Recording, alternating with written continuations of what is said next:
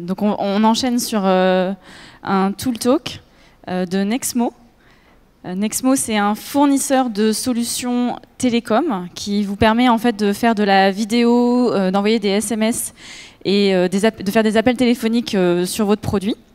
Et pour vous présenter Nexmo, c'est Loïc Charpentier qui est directeur produit chez Doctolib qui va venir vous parler de son expérience, notamment avec toute la téléconsultation qu'ils ont mis en place chez Doctolib.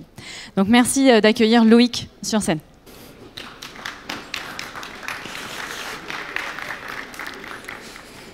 Bonjour à tous. Bonjour, donc Loïc Charpentier, j'ai rejoint Doctolib donc il y a 3 ans et j'ai participé à la création de l'équipe produit. Donc pour rappel, ceux qui ne savent peut-être pas, mais la vision de Doctolib et nos missions au quotidien, c'est de permettre de simplifier et d'améliorer notre système de santé. Donc comment on fait ça? Côté patient, comme peut-être certains d'entre vous le savent déjà, mais en simplifiant l'accès aux soins, notamment en prenant rendez-vous sur Internet. Côté professionnel de santé, ce qu'on sait un peu moins, c'est en créant les cabinets et les hôpitaux du futur, c'est-à-dire en leur fournissant des outils permettant de mieux s'organiser en interne. La deuxième mission pour ça, c'est de créer une entreprise de plusieurs milliers de personnes partageant des valeurs humanistes. Donc nous aussi, on recrute, comme le disait Sébastien. Voilà. Parlons maintenant de la téléconsultation. Donc l'histoire, elle débute il y a 2 ans. J'ai échangé avec Yvan Schneider, l'un des cofondateurs.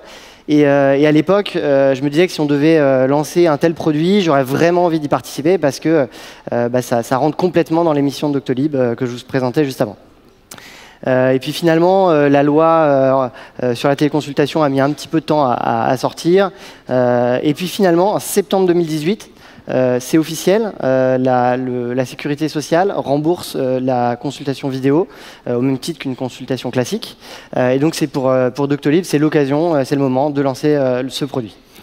Donc l'objectif pour nous, il était simple, c'était de permettre à nos professionnels de santé, clients, puisque ce sont nos clients, les médecins, de faire des consultations vidéo avec leurs patients, d'échanger des ordonnances, tout ça à distance. Et donc, ce que je vais vous présenter là, c'est comment on a mis en place un produit intégrant de la visioconférence avec l'aide de Nexmo.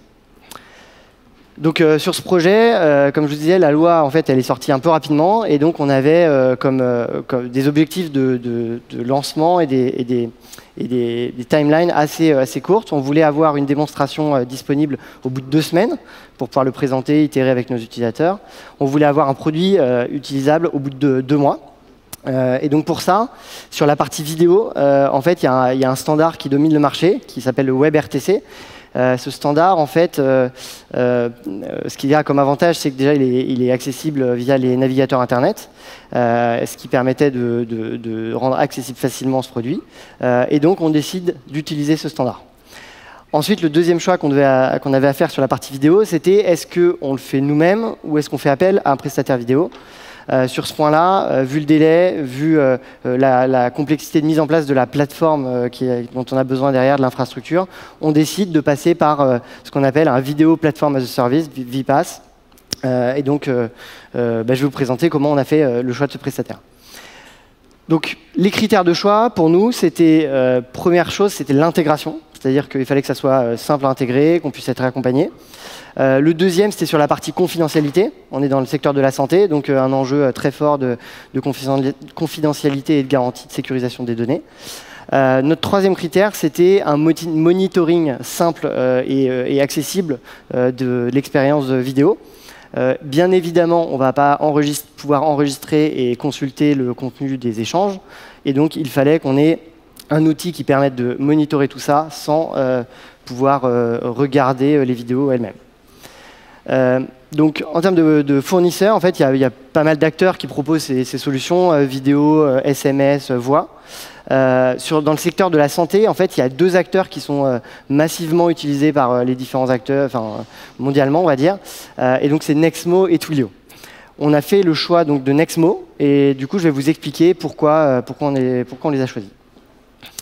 Donc notre premier critère qui était sur l'intégration, en fait, ça a été plutôt rapide puisque au bout de 4 jours, on avait déjà un prototype fonctionnel, enfin plus qu'un prototype, c'était en production, un produit utilisable qui permettait à un patient, un praticien, de se voir, de s'entendre. Donc là, d'ailleurs, vous avez le petit screenshot de la toute première version. Donc cette version, pour la petite histoire, elle était disponible donc justement sur mobile et elle était disponible sur un navigateur internet du mobile, donc sans installer d'application. Hyper intéressant pour nous. La deuxième chose, c'est que sur cette intégration, en fait, par rapport à ce qu'on a pu regarder notamment chez Twilio, l'intégration était bien plus simple grâce à des API qui sont travaillées pour être compatibles avec un grand nombre de navigateurs et donc qui simplifient la compatibilité et la mise en place de cette vidéo. Et le dernier point, donc là-dessus d'ailleurs, on a été vraiment accompagné par Nexmo pour cette mise en place. Et le dernier point, c'était sur la partie SDK. En fait, Nexmo propose un certain nombre de SDK dans différents langages, notamment pour nous c'était le React Native qui était le langage, le framework qu'on utilise pour développer nos applications mobiles. Et donc par la suite, ça nous a permis de le mettre en place, la vidéo, dans nos applications Android et iOS. Le deuxième critère, c'était sur la partie confidentialité. Donc là, juste pour vous expliquer un petit peu le contexte, c'est qu'en fait, le WebRTC, c'est donc un standard majoritairement qui fonctionne en peer-to-peer entre les utilisateurs. Donc quand ça fonctionne en peer-to-peer, pas d'enjeu de confidentialité, la donnée ne transite que directement entre les acteurs, ça passe pas par un serveur. Dans un certain nombre de cas, en fait, parce que par exemple dans des réseaux d'entreprises ou ce genre de choses, le fonctionnement peer-to-peer n'est pas possible. Et dans ce cas-là, les flux vidéo passent par un serveur externe, un serveur central. Et en fait, on avait, d'un point de vue réglementaire et d'un point de vue confiance de nos utilisateurs, médecins, patients, un souhait de faire héberger ces serveurs en Europe.